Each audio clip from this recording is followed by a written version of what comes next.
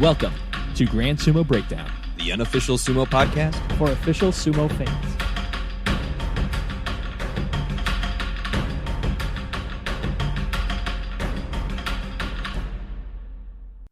Welcome to Grand Sumo Breakdown. This is Jake.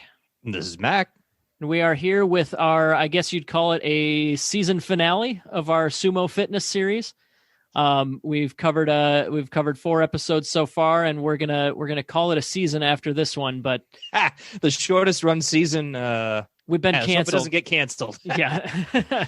I don't know. Maybe we'll come back for season 2. In particular, what we're hoping for is, maybe when it's a little bit easier, a little bit safer to train in person again, we can get this series up and running again with some new stuff. But until then, why don't we cover like the rest of the stuff that we should be doing while we're here, and maybe we can get a little preview from our guest on what kind of stuff we should do once we can start hitting each other in the face. So welcome back, Ed from the United States Sumo Federation. Ed, how are you doing today? Doing well, guys. How you doing? Hanging in there. Jinx. Ugh, damn. Well, I guess Ed will have to carry the rest of the episode on his own. Anyways, so like just as a quick recap of the stuff that we've covered so far, we've covered a lot of the basic solo exercises that you can do that are related to sumo. As far as like Ed, would you say like you'd call these the traditional solo exercises?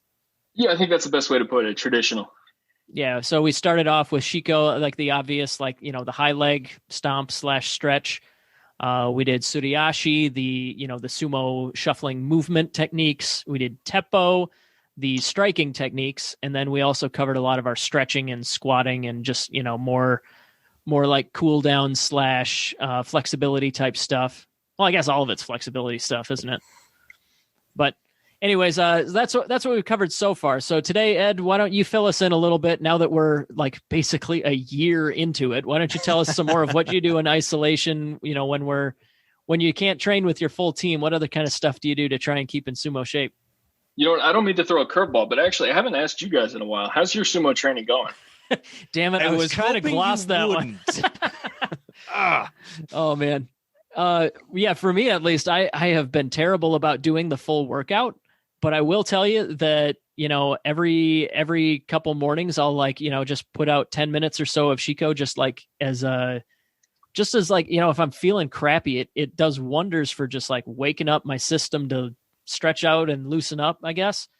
So I'm definitely not on like the full-time training, but I definitely have benefited from this as far as like just general 30-year-old soreness and back pain and stuff. What about you, Mac? Christmas hit, then New Year's, and then my wife's birthday, and all of the baking goods that went into it, and my stomach found them all. I felt like a sumo wrestler. But in terms of the exercising, Shiko has been my primary one. I unfortunately have fallen off with all the other steps. It has not been good. Yeah. Yeah. For me, it's just so tough. Like, I mean, like I said, we're kind of a year into it here, but like at the same time, it's still like when we're just sitting at home every day, like what's one more day without doing the full workout, Right. What if I just do a little bit? You always say that, I'll do it tomorrow. But, like you said, the Shiko, they feel good, right? Like from time to time, it's just kind of nice to do those and get that flexibility going. So, yeah. Mm-hmm. Yeah, I have noticed, for me, it feels like it takes fewer of them each time to get into a zone of like enjoying it. Absolutely. Like at this point, I'm generally like, if I do like 10 to 20, where it's like real slow, like a full 10 seconds per rep, just like get a real good stretch in. After 10 to 20, I feel great. And I feel like I could do them indefinitely. And at that point, it's just, I'll get bored, and then I'll I'll go get in the shower and finish my morning routine or something. But like I don't know. I feel like for the time period where I was trying to do the full technique or the full regimen every day, I was feeling good about it.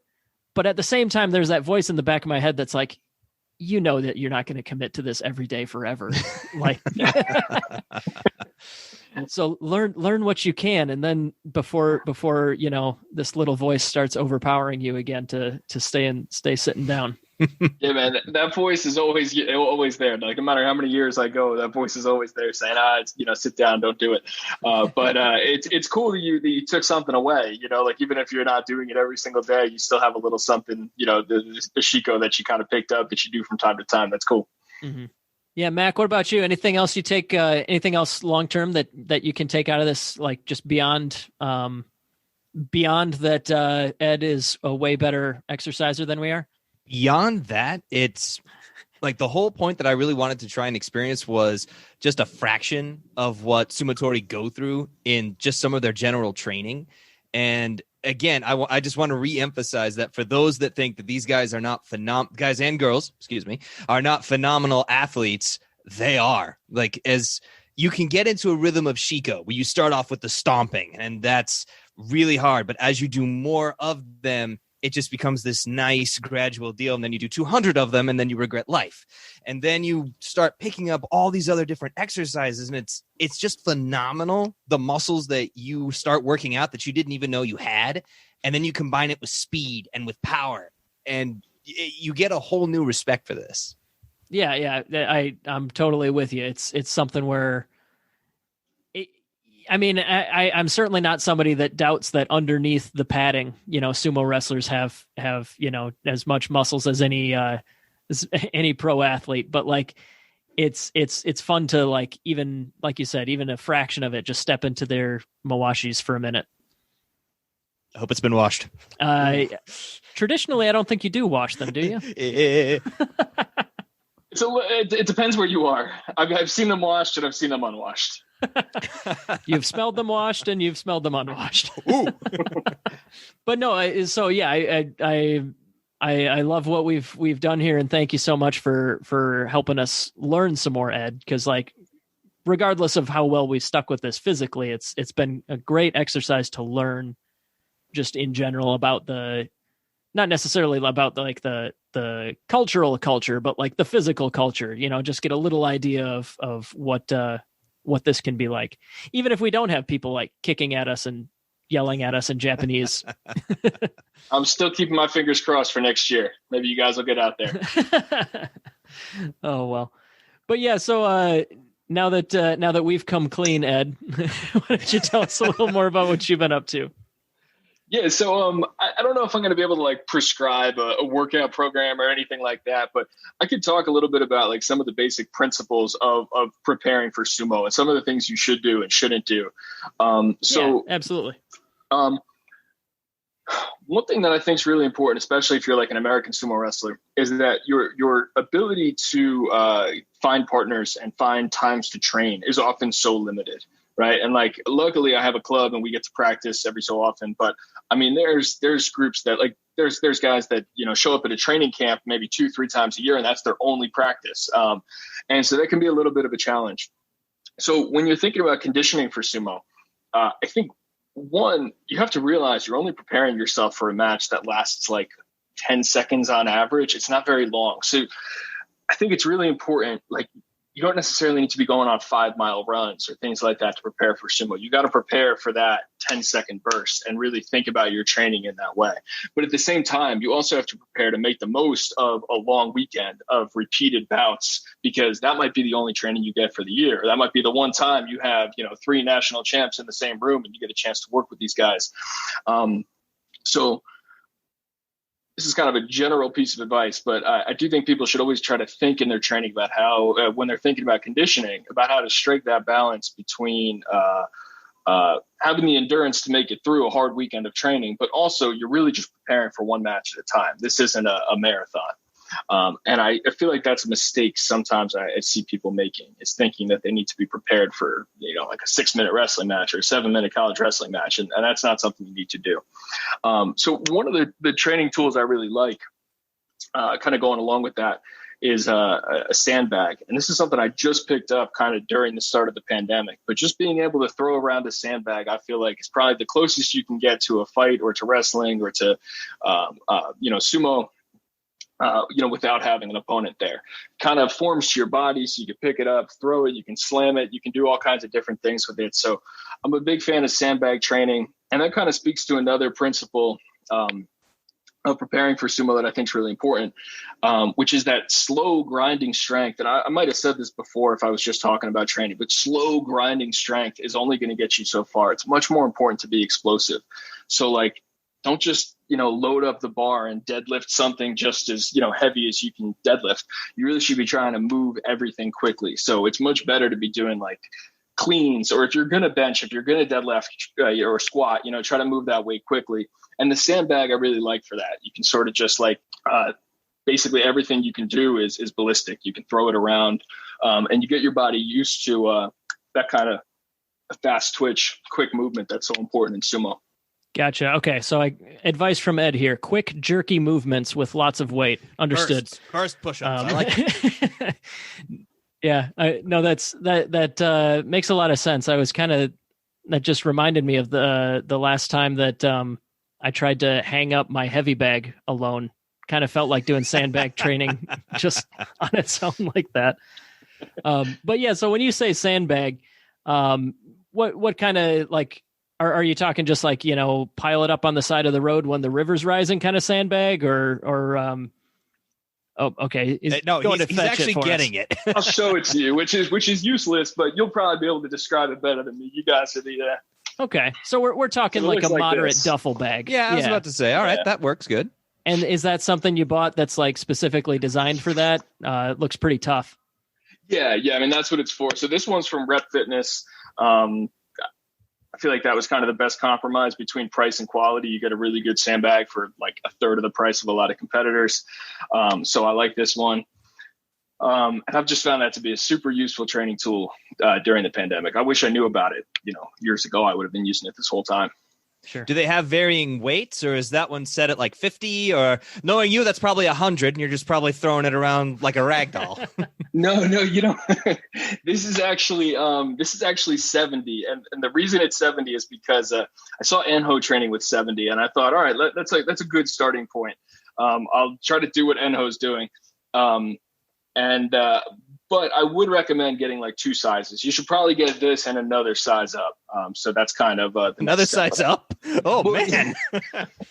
Enho though is doing some pretty long endurance type stuff with this, right? So he's like doing suriashi down a long alleyway, like a whole city block. So that's a little different.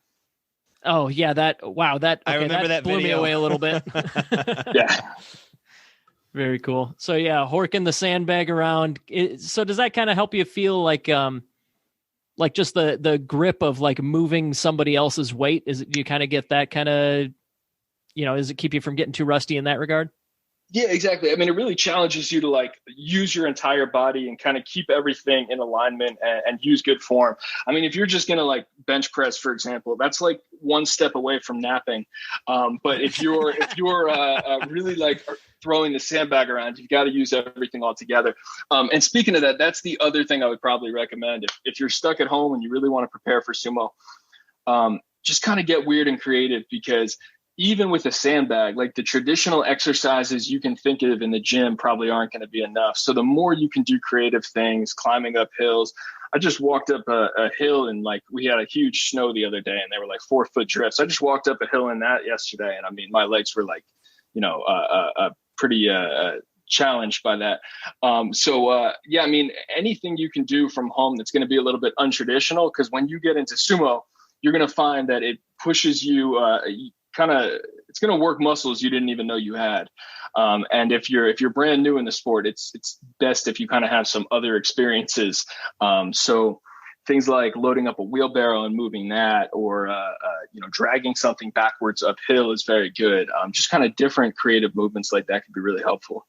Yeah, we got a nice big hill in my neighborhood that me and Mac have run up and down a few times. Oh yeah. We'll see. Daisy, the new puppy, is a big runner, so we'll see if she wants to encourage me on that exercise a little bit. There you go. Oh, man.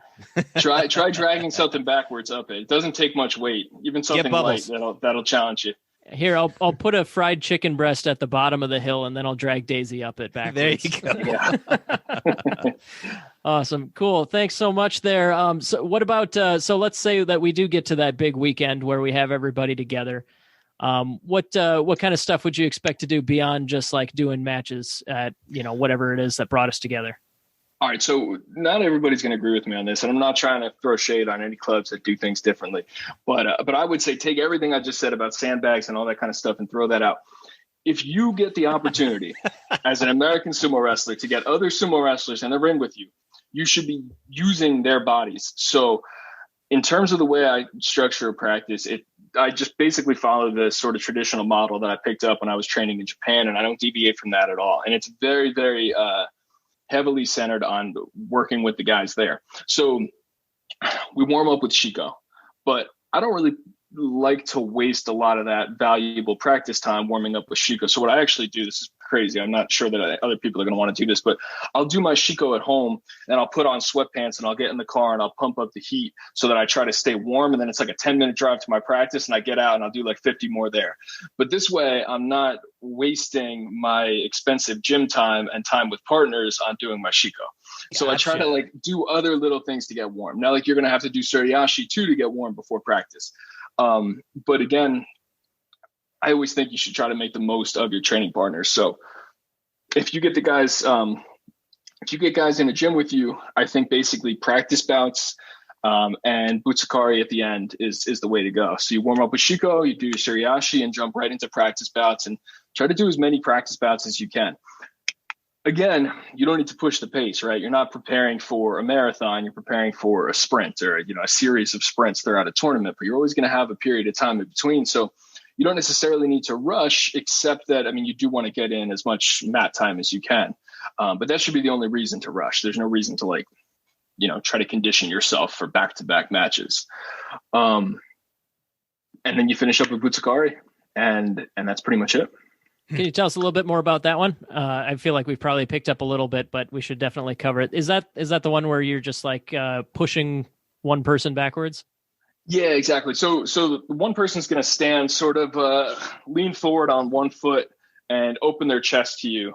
And what you want to do is kind of get down like in your starting stance and basically come forward. And you're going to hit them with 3 points, your two hands and your head right in the chest, kind of forming this little triangle.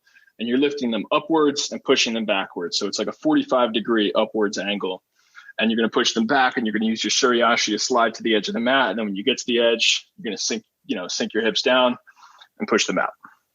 Gotcha. So you're basically using them as like a human sled for, that kind of push training. Exactly. Yeah.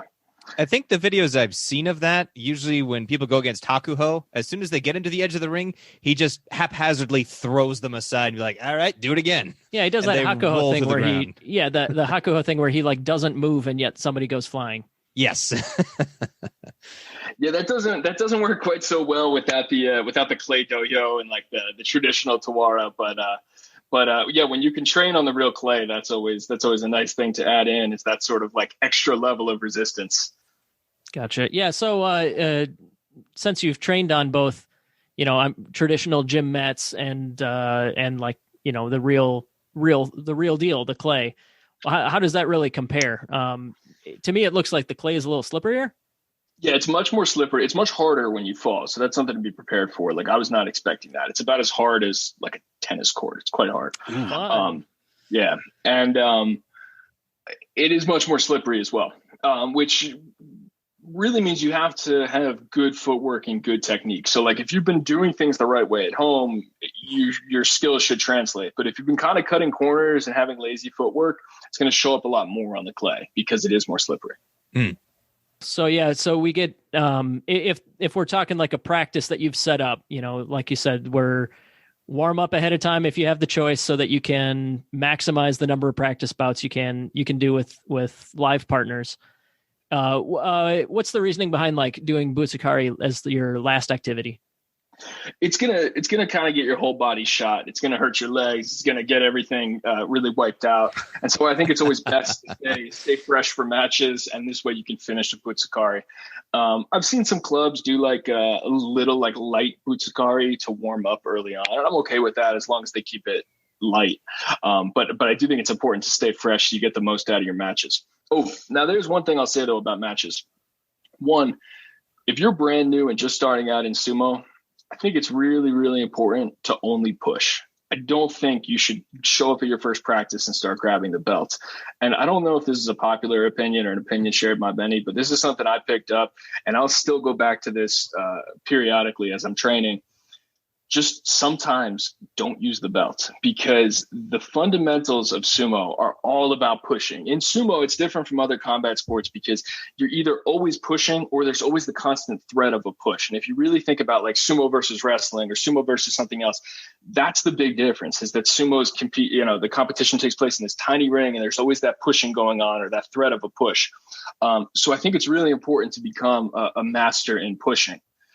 Even if you look at somebody who you think is sort of like a technician and not much of a pusher, somebody like Enho, all of Enho's stuff works because he's such a great pusher. Like, watch him when he suddenly does push into somebody for a second.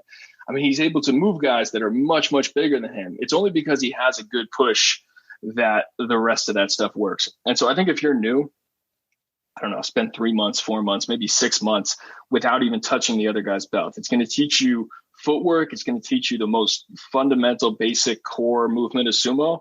And it's also going to teach you how to keep the other guy off your belt, which is important, because a lot of guys want to come out and just hug and lock up. And if you give up your belt as you take the other guy's belt, I mean, that's not useful. Then you're just moving to a different, potentially neutral position. But if you're new to it, then it's not a neutral position, I suppose. Yeah. No, that makes a lot of sense. Oh, sorry, go ahead. I'll say one more thing. If you do this traditional kind of practice where all you're going to do is mainly focus on bouts, it does become important to not just focus on winning and losing. If all you're thinking about then is just winning this bout, you're going to get really great at beating the guys in your gym and nothing else. So when you practice this way, it's sort of important, like at the start of practice, to set an intention for that practice and what you're going to focus on. And that could be a particular move or like kimarite, but more often than not, it's a particular style of movement. Like, I want to work on getting lower. I want to work on getting my left hand inside or my right hand outside, or whatever it is that you're looking at. It's really important to go in, with a kind of mindful approach. Otherwise, it's just a series of kind of meaningless matches and you won't learn. Yeah. One other question on like training sessions would be injury prevention or injury, addressing the possibility of it. What kind of, is there anything in particular that you keep in mind when you're running a practice, or anything that you recommend for people like me who are worried about headbutting and getting concussed or something? Ice packs, nothing but ice packs. Yeah. Maybe I should wear a helmet to my first training here or something. I wish I had something comforting to say. I don't know, but I would tell more experienced guys, like, don't be a dick and hit somebody who is brand new. And I would also say, especially for you little guys, you always like to come in and lead with your head and pop guys in the chin. So like, I'll come out and just try to lend my chest to a new guy, and he'll come out and headbutt me right in the chin.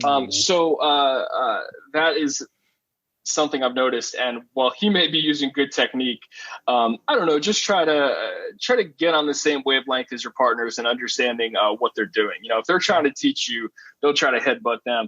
But at some point, I mean, you're going to have to do real sumo, and that is often, that head to head, that kind of nice coconut thud cracking together type sound. But it's slightly less common in American sumo. So perhaps you can take some comfort in that. Yeah, fair enough.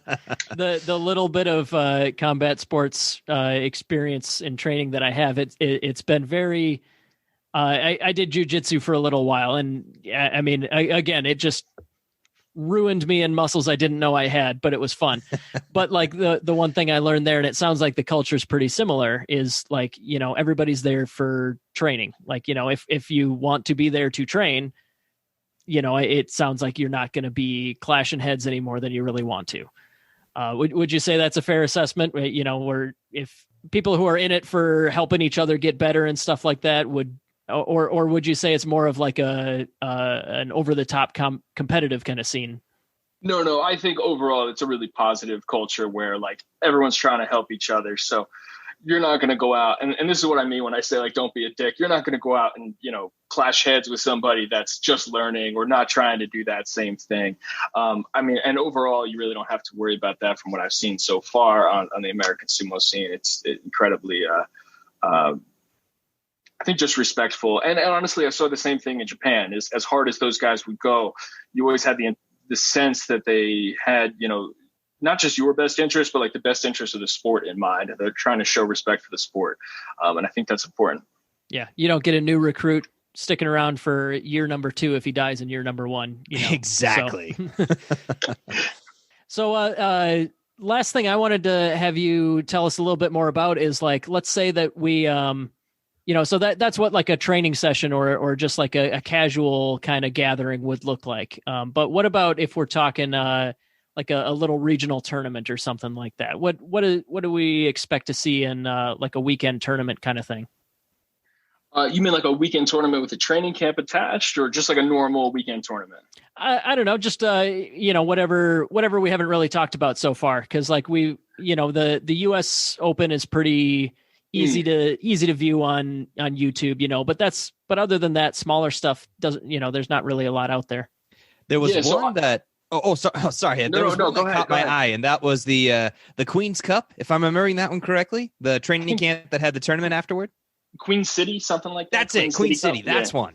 Yeah. So if you go to one of those, and I highly recommend you do if you're interested in sumo, even if that's your very first thing you ever do. Even if you've never had the chance to train, you just want to go out and like see the scene. U.S. Open's probably not for you, but if you're brand new, but some of these smaller tournaments are. And I just recommend going in, not trying to win, and B, really just trying to learn and ask a lot of questions. You will be really surprised by how kind of open and sharing the American sumo community is. And I think a lot of that comes from the fact that it's a challenge, like learning sumo in the US, and it has been a challenge. And the guys who know things now have, passed those things on to others. And so I don't know, it kind of has built this camaraderie, even though we're all competing with each other to get on that same world team, to get to these big international events.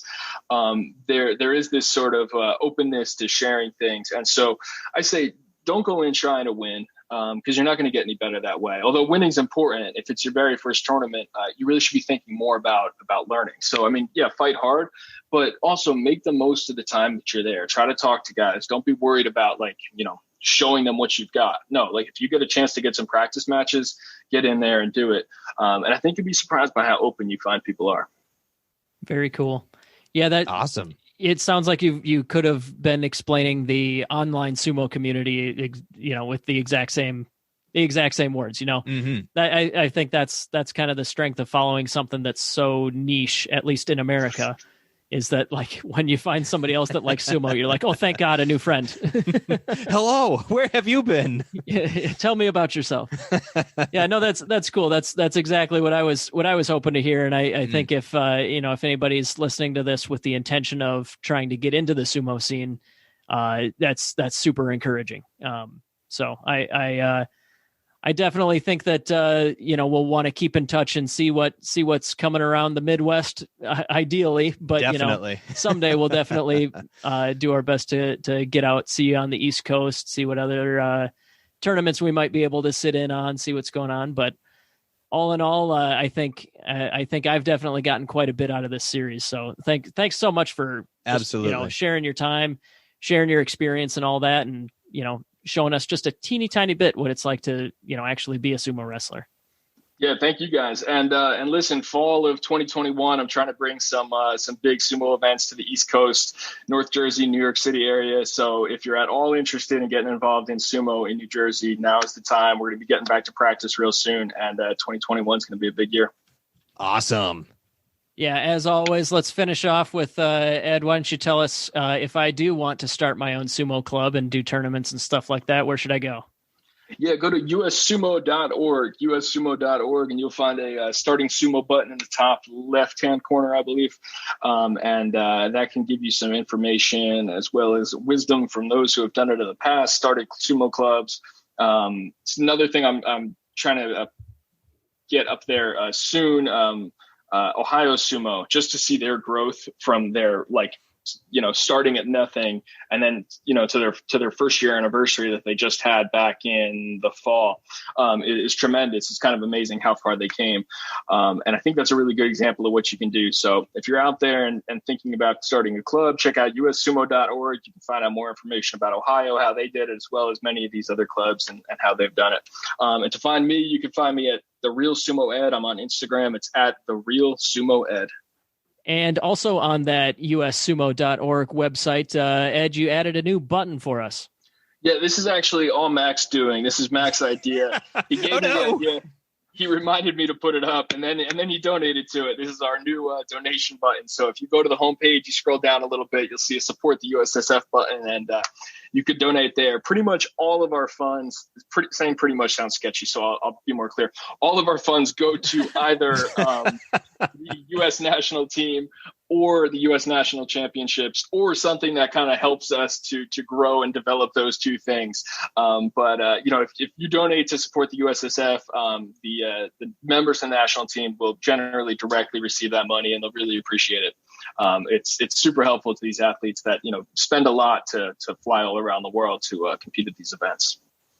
Excellent. Yeah, I was just going to make sure to bring that up. But yeah, the and that United States Sumo Federation website, there's also that's the video series that we've referenced many times on this series here. You can go to that Starting Sumo button and do Learn About Sumo, and you can find Amita Sumo Dojo, their YouTube channel, where I'm sorry, he goes through everything. He goes through all the different steps. Takeshi. Thank you. There we go. Yep. So yeah, all sorts of videos on training and all sorts of fun stuff there. But yeah, like I said, thanks so much, Ed, and we'll make sure to have you around again soon. Keep us posted on any more if you do any more sumo trivia nights, or if you get any tournaments up and running this summer. You just let us know, and we'll make sure to spread the word.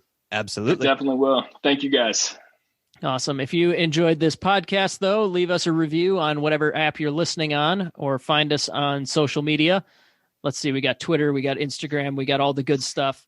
We also have the Googles. You can drop us a line at grandsumobreakdown@gmail.com, or if you feel inclined and really want to get to know us personally, I wouldn't blame you if you didn't. It's 805-613-7866. That's 805-613-SUMO. Call us. We would actually appreciate that. Mac will pick up the phone at any hour. I will do it. No, just kidding. It's a free voicemail. It's just leave us a message. We will listen to it, though. We'll listen to it, though, for sure.